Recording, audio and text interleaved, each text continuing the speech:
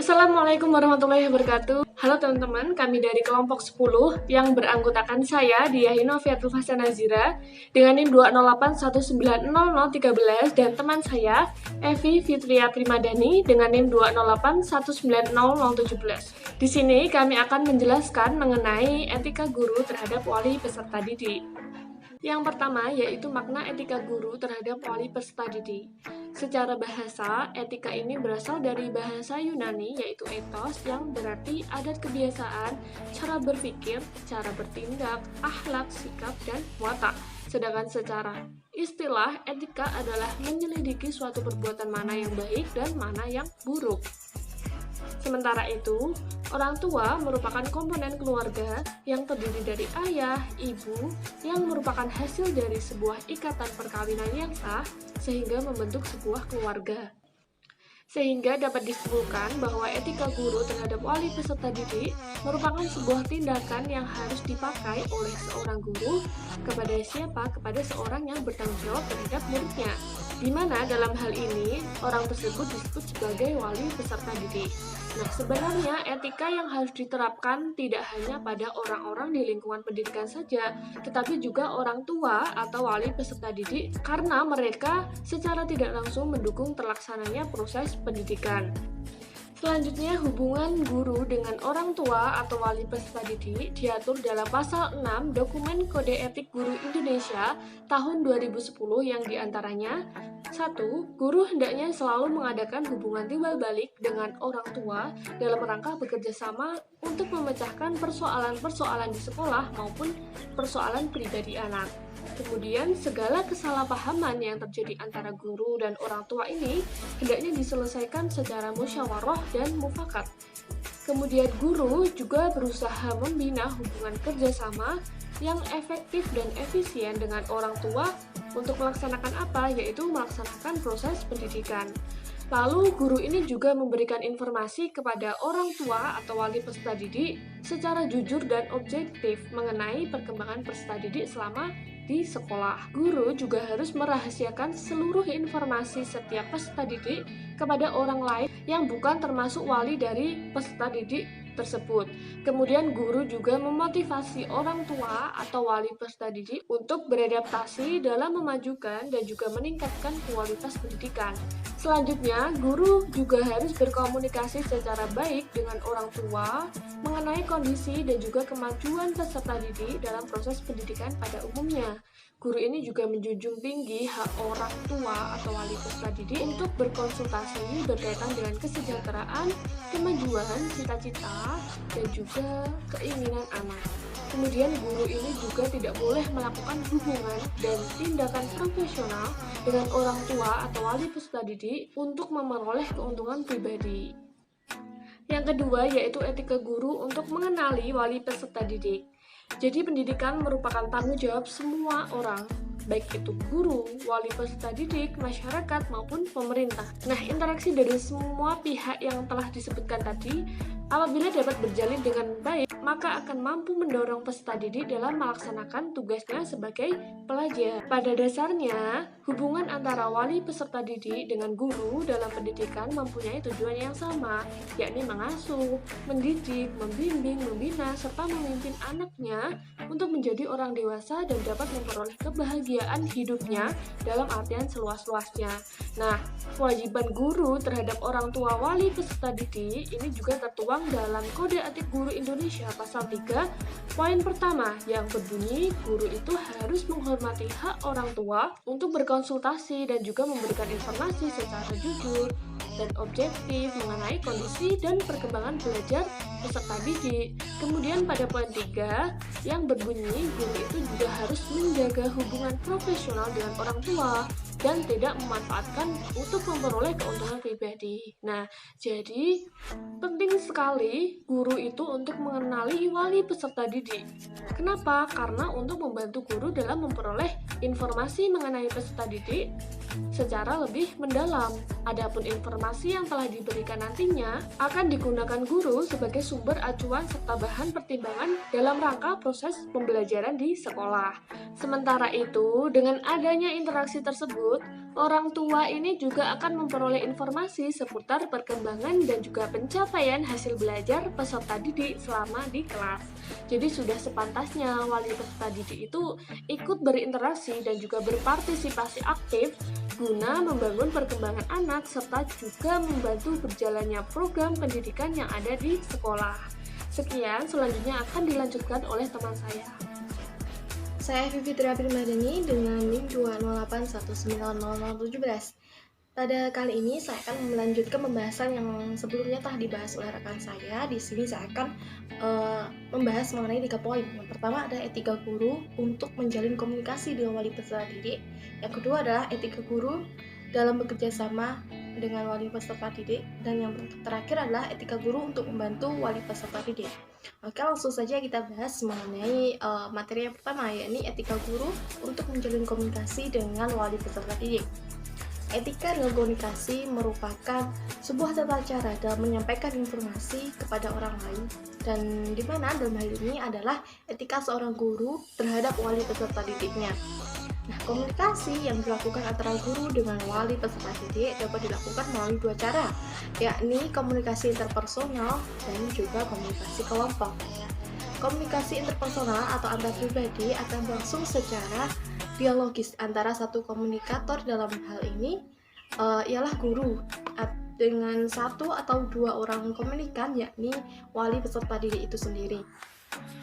Sedangkan dalam komunikasi kelompok merupakan sebuah interaksi secara tatap muka antara beberapa orang dengan tujuan yang mudah diketahui, yang sudah diketahui, misalnya untuk berbagi informasi atas pemecahan masalah.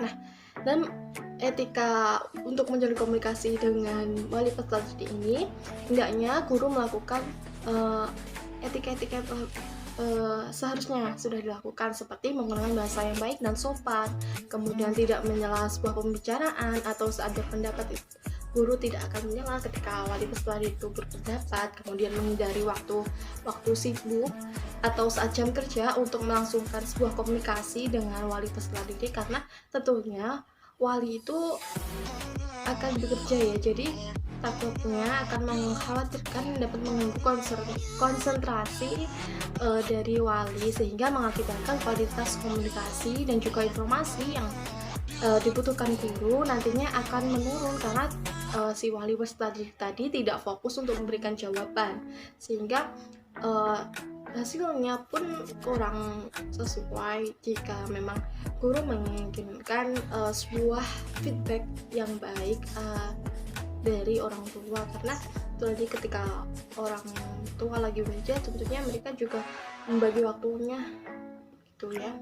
Kemudian guru juga harus menggunakan bahasa maupun menunjukkan sikap yang tidak menggurui ataupun angkuh kepada wali peserta didik ya. Nah, selain itu, guru juga harus menyampaikan informasi dengan bahasa yang mudah dipahami oleh wali, karena bagaimanapun juga latar belakang wali peserta didik itu akan berbeda-beda setiap orangnya. Jadi tidak semua wali peserta didik itu mampu mengenyam pendidikan yang tinggi sehingga dia paham akan kosakata yang mungkin hanya dipahami beberapa orang yang mengenyam pendidikan lebih jauh lagi. Tapi kalau bagi orang awam mungkin saja itu sedikit asing, jadi guru harus menggunakan bahasa yang mudah dipahami oleh wali peserta didik, sehingga tidak ada miscommunication antara guru dan juga wali peserta didik. Nah, dalam menjalin komunikasi antara guru dan wali peserta didik itu tentunya ada faktor pendorong dan faktor penghambat. Nah, faktor pendorongnya itu adanya orang tua yang bersikap aktif. Nah, adanya orang tua yang bersikap aktif ini tentu saja sangat membantu seorang guru untuk menjalin sebuah komunikasi. Nah, hal ini biasanya tercermin dalam pertemuan antara guru dengan wali peserta didik. Biasanya wali akan mengusulkan beberapa pendapatnya terkait proses belajar mengajar yang sedang berlangsung, dan tentu saja itu semua dari sudut pandang walinya ya. Nah, kemudian dari faktor penghambatnya sendiri ialah kurang maksimalnya pertukaran informasi antara guru dengan wali, dan juga pemanfaatan media komunikasi yang belum maksimal. Nah, karena tidak bisa dipungkiri teman-teman bahwasanya setiap wali peserta didik itu tadi kan memiliki latar belakang berbeda-beda, tentunya tidak semua wali itu bisa mengoperasikan perangkat teknologi ya. Nah, dan jika seorang wali itu sulit untuk mengoperasikan teknologi, tentunya komunikasi guru dan juga wali akan terhambat ya, dan solusinya hanya bisa dengan tatap muka saja kalau begitu. Tapi di era sekarang ini, di era pandemi ini kan komunikasinya itu bisa melewati handphone karena semua pembelajaran kan sudah dilakukan secara daring. Jadi dalam hal ini guru bisa berkomunikasi dengan wali peserta didik melalui bantuan teknologi yaitu handphone, bisa menggunakan grup WhatsApp ataupun menggunakan Google Meet. Jadi begitu. Jadi komunikasi yang terjadi antara guru dan juga wali peserta didik itu akan berjalan dengan lancar. Nah, yang selanjutnya adalah etika guru dalam bekerja sama dengan wali peserta didik. Selanjutnya adalah etika guru dalam bekerja sama dengan wali peserta didik. Nah, kerjasama itu merupakan suatu usaha bersama antara individu atau kelompok untuk mencapai sebuah tujuan yang sama. Nah, bekerja sama yang terjadi antara guru dan juga wali peserta didik ini dapat berupa penciptaan pembentukan karakter peserta didik untuk memenuhi aspek afektif dalam proses pembelajaran. Nah, dalam hal ini guru dan juga wali akan saling bekerja sama untuk bahu-membahu, menciptakan, mengajarkan, serta menanamkan apa itu pendidikan karakter ke dalam sifat peserta didiknya itu sendiri, dengan pengimplementasiannya yaitu melakukan kerjasama untuk melakukan pertukaran informasi bagaimana karakter peserta didik itu seperti apa. Jadi guru akan berkomunikasi dengan wali peserta didik untuk menanyakan bagaimana karakter anak tersebut. Begitu juga wali peserta didik memberikan feedback kepada gurunya, memberikan jawaban terkait karakter anaknya itu seperti apa. Nah, kemudian dalam hal ini guru saling bekerjasama dalam menciptakan iklim belajar yang baik bagi peserta didik, baik itu di sekolah maupun di dalam rumahnya. Jadi mereka berusaha bekerja sama untuk menciptakan iklim belajar yang baik bagi peserta didiknya, agar peserta didik itu fokus untuk melaksanakan pendidikan di sekolah maupun di rumahnya belajar gitu ya. Nah, adanya kerjasama antara guru dan juga wali peserta didik ini yang bersinergis tentunya dalam proses pendidikan itu akan memudahkan guru untuk menentukan sikap serta evaluasi kedepannya kepada peserta didiknya, apakah muridnya itu perlu suatu bimbingan tertentu atau tidak, atau guru bisa bersikap apa, karena kan sudah mengetahui karakteristiknya lewat komunikasi dan bekerja sama tadi dengan wali peserta didik. Jadi guru itu dapat mengatasi, oh anak ini itu karakternya seperti ini tuh. Kemudian terkait etika atau tingkah laku yang seharusnya dilakukan oleh guru dalam membantu dalam bekerja sama kepada wali peserta itu, yaitu menjalin sebuah kerjasama antara guru adalah guru sebagai pengajar harus bersifat terbuka. Kemudian guru juga harus melakukan tanpa ada pamrih. Jadi ketika guru melaksanakan kerjasama itu harusnya tidak ada pamrih, apapun dia tulus sebagai guru untuk mengenali peserta didiknya seperti itu. Jadi tidak ada yang namanya pamrih dalam hati seorang guru. Kemudian guru juga sebagai seorang pengarah dalam pemberian sarannya kepada wali peserta didik, serta membina sebuah hubungan kerjasama dengan wali peserta didik dalam melaksanakan proses pendidikan untuk meningkatkan sebuah mutu pendidikan yang ada. Yang terakhir adalah etika guru untuk membantu wali peserta didik. Nah, guru sebagai seorang pendidik dalam pembelajaran dan juga sebagai wali dalam sekolah, di mana guru dapat dipercaya dapat membantu peserta didik yang notabene adalah anak dari seorang wali peserta didik untuk menjadikan anak tersebut cerdas dan memiliki karakter yang baik.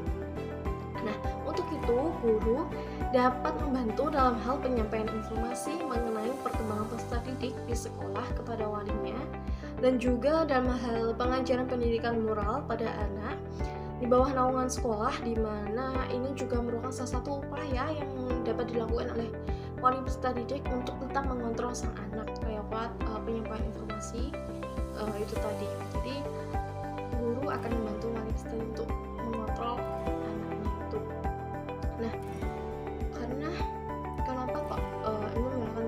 suatu upaya untuk mengontrol, karena kemungkinan besar itu ada beberapa siswa yang memiliki sikap yang berbeda antara di rumah dan juga di sekolah pun. Nah, untuk itu perlu adanya komunikasi, kerjasama, dan juga saling membantu antara guru dan juga wali peserta didik untuk menciptakan karakter yang baik bagi peserta didik nantinya.